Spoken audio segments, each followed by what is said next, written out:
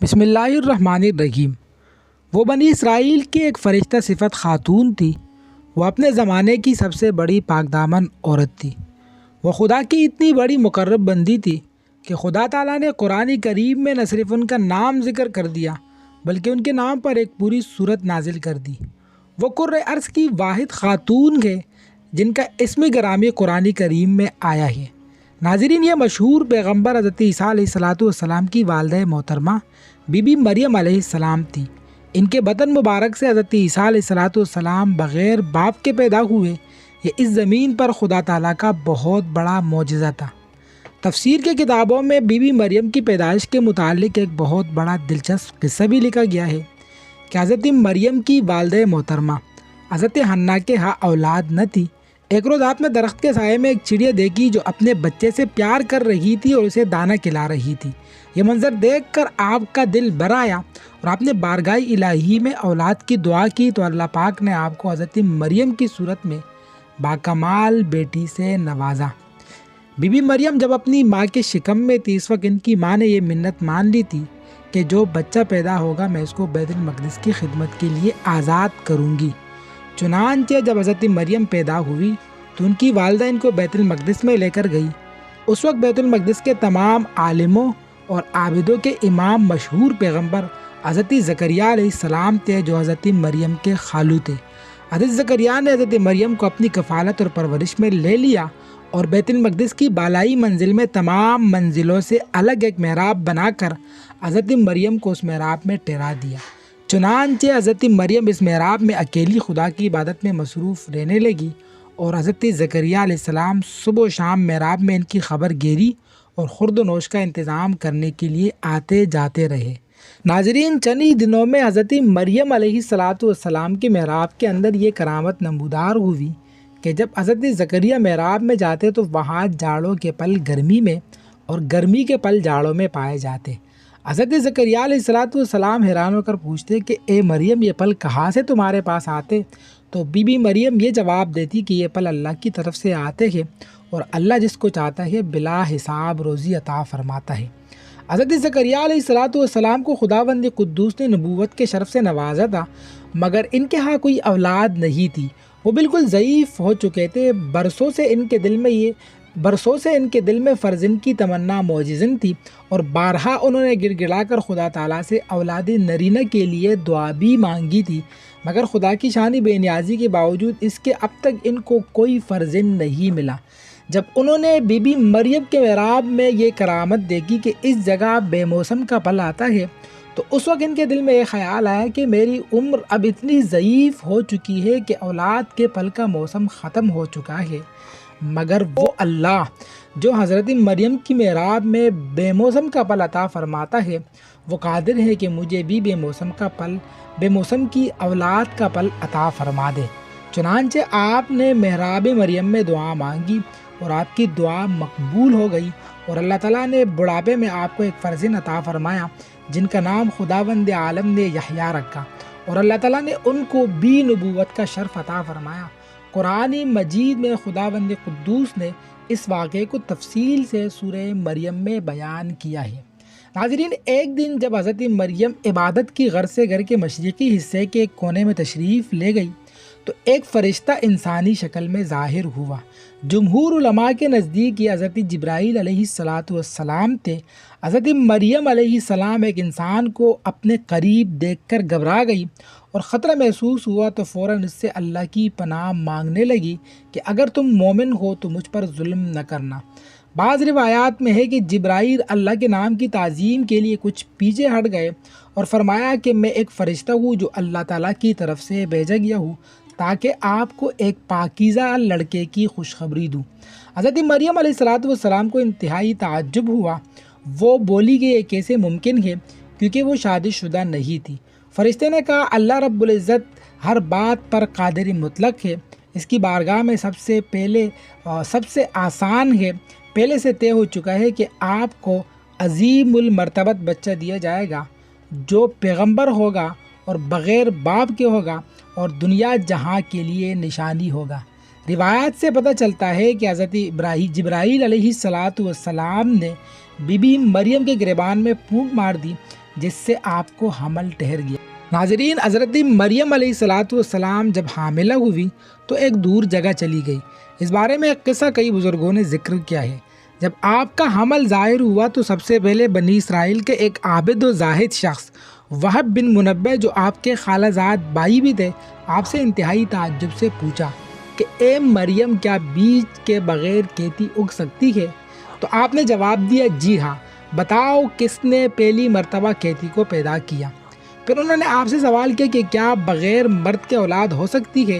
تو آپ نے جواب دیا کہ اللہ تعالیٰ نے آدم علیہ السلام کو بغیر ماں باپ کے پیدا فرمایا ہے۔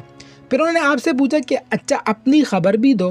تو حضرت مریم نے فرمایا کہ اللہ نے مجھے خوشخبری دی ہے، قرآن کریم کے سورہ مریم میں ہے کہ وہ اپنی طرف سے ایک نشانی جس کا نام مسیح ابن مریم ہوگا، دنیا اور آخرت میں صاحب مرتبہ ہوگا، لوگوں سے بچپن اور بڑھاپے میں کلام کرے گا۔ حضرت زکریا علیہ السلام کے متعلق بھی اس قسم کی بات چیت سورہ مریم میں منقول ہے۔ محمد بن اسحاق کہتے ہیں کہ جب حضرت مریم کے حاملہ ہونے کی خبر بنی اسرائیل میں عام ہو گئی تو بہت سے افراد نے حضرت زکریا کے گھر آنا جانا بند کر دیا اور آپ پر بے پناہ الزامات اور بہتان لگائے جانے لگے۔ حضرت مریم نے لوگوں سے علیحدگی اختیار کر لی اور دور تنہائی میں چلی گئی۔ جب آپ کو درد ذیل شروع ہوا تو آپ نے ایک درخت کا سہارا لیا اور تنے کو پکڑ کر نیچے بیٹھ گئی۔ درد سے بے چین، بدنامی کا خیال، آخر گھبرا کر کہنے لگی، کاش میں پہلے ہی مر گئی ہوتی اور بولی بصری ہو گئی ہوتی۔ ناظرین، قرآن کریم کے سورہ مریم میں آیت نمبر 22 کے بعد اللہ رب العزت نے اس کا تذکرہ کچھ یوں ارشاد فرمایا کہ پھر اسے درد ذیل ایک کھجور کی جڑ میں لے آیا اور انہوں نے کہا، اے افسوس، میں اس سے پہلے مر گئی ہوتی، میں بولی بصری ہوتی۔ پھر اسے اس کے نیچے سے پکارا کہ غم نہ کر، تیرے رب نے تیرے نیچے سے ایک چشمہ پیدا کر دیا اور تو کھجور کے تنے کو پکڑ کر اسے اپنی طرف ہلا، تجھ پر پکی تازہ کھجوریں گریں گی، بس کھا اور پی اور آنکھ ٹھنڈی کر۔ پھر اگر تو کوئی آدمی دیکھے تو کہہ دے کہ میں نے رحمان کے لیے روزے کی نظر مانی ہے، سو آج میں کسی انسان سے بات نہیں کروں گی۔ بے سر و سامانی کے اس مشکل وقت میں اللہ رب العزت نے حضرت مریم کے قدموں کے قریب ایک نہر جاری کر دی اور ندا آئی کہ پیو اور کھجور کھاؤ تاکہ جسم کو تقویت پہنچے، پھر اپنی اولاد کو دیکھ کر آنکھوں کو ٹھنڈک پہنچاؤ۔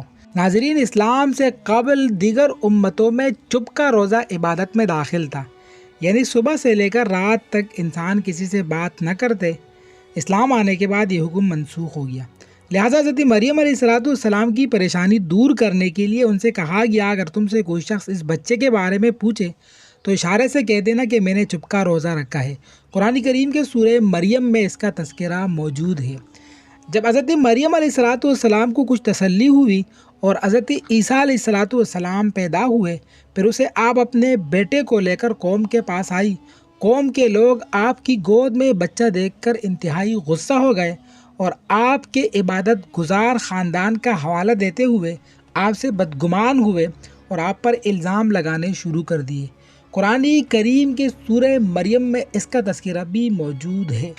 جب حالت زار تنگ ہو گئی اور سمجھ بوجھ کے سارے دروازے بند ہو گئے اور توکل کا مدار صرف اللہ کی ذات رہ گئی، تو مریم علیہ السلام نے اپنے بچے کی طرف اشارہ کرتے ہوئے کہا، اس بچے سے بات کر لو، تمہارے سارے سوالات کا جواب یہ بچہ دے گا۔ سرکشی لوگوں نے کہا کہ بھلا یہ دودھ پیتا بچہ ہمارے سوالوں کا جواب کیسے دے گا؟ ہم کیوں کر اس سے گفتگو کریں؟ قوم کی یہ بات سن کر حضرت عیسیٰ علیہ السلام نے تقریر شروع کر دی، جس کا ذکر قرآن کریم میں جا بجا موجود ہے۔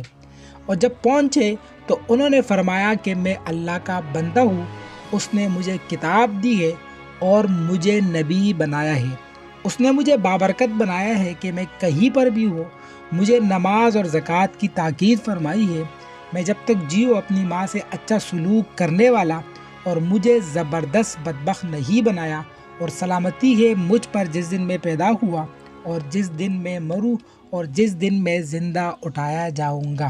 ناظرین، صالحین کے گھرانے میں پیدا ہونے والی اس مقدس شہزادی کو رب العالمین نے کن کن فضائل و کمالات سے نوازا ہے، آپ اس کا تصور بھی نہیں کر سکتے ہیں۔ آپ کے سوا کسی عورت کا نام قرآن مجید میں نہیں آیا ہے۔ بخاری شریف کی ایک مشہور حدیث ہے کہ ہر نومولود بچے کو شیطان اپنی انگلیوں سے چھوتا ہے، مگر حضرت مریم شیطان کے چونے سے محفوظ رہی۔ اللہ کے نبی صلی اللہ علیہ وسلم نے آپ کو کامل خواتین میں شمار فرمایا ہے۔ بخاری شریف کی مشہور حدیث ہے جس میں اللہ کے نبی صلی اللہ علیہ وسلم نے ارشاد فرمایا ہے کہ مردوں میں کامل بہت ہے، عورتوں میں سے کامل آسیہ اور مریم بنت عمران ہے۔ اللہ کے نبی صلی اللہ علیہ وسلم کی ایک اور مشہور حدیث ہے، آپ نے ارشاد فرمایا کہ اپنے زمانے کی عورتوں میں سب سے بہتر مریم بنت عمران ہے۔ ناظرین، قرآن حکیم کی آیات مقدسہ آپ نے ملاحظہ فرما لی، اللہ کے نبی صلی اللہ علیہ وسلم کی احادیث بھی آپ نے سن لی۔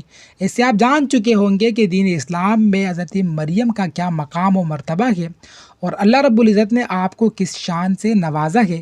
یہ بات اسلامی عقائد میں شامل ہے۔ جہاں تک بات انجیل کی ہے تو انجیل اس وقت جو دنیا میں موجود ہے وہ ایک تحریف شدہ کتاب ہے۔ اس طرح جو اسرائیلی روایات ہیں ان پر بھی اعتماد نہیں کیا جا سکتا ہے۔ قرآن کریم جیسے روشن کتاب کی موجودگی میں اور اللہ کے نبی صلی اللہ علیہ وسلم کے واضح فرامین کی موجودگی میں ہمیں کسی اور طرف نہیں دیکھنا چاہیے۔ اسرائیلی روایات میں اس طرح انجیل میں آپ کی طرف بہت سی ایسی باتیں منسوب کی گئی ہے جو کہ ایک قسم کی آپ کی گستاخی ہے اور اس سے آپ کی توہین لازم آتی ہے۔ مسلمانوں کو اس سے احتراز کرنا چاہیے۔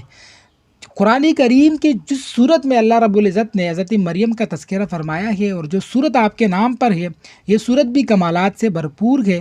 علماء نے لکھا ہے کہ اگر کوئی انسان ضرورت مند ہو اپنے ذاتی گھر کے لیے یا اس کے بچوں کی شادی ہو رہی ہو اور اس کے پاس انتظامات نہ ہو، تو اگر وہ قرآن کریم کی اس صورت کو توجہ کے ساتھ پڑھے 7 دن 21 دن یا زیادہ سے زیادہ 41 دن، اور اس میں جو واقعات اللہ نے بیان فرمایا ہے کہ بغیر اسباب کے اللہ تعالیٰ نے سارے کام کر دیے، اس پر ان کی توجہ ہو اور اس کے ساتھ ساتھ اس توجہ کے ساتھ وہ اللہ کی بارگاہ میں اپنی وہ حاجت بھی سامنے رکھے اور ساتھ میں اس قرآن کریم کی اس صورت کی تلاوت بھی کرے تو اللہ تعالیٰ غیب سے ان کے تمام انتظامات کر دیں گے۔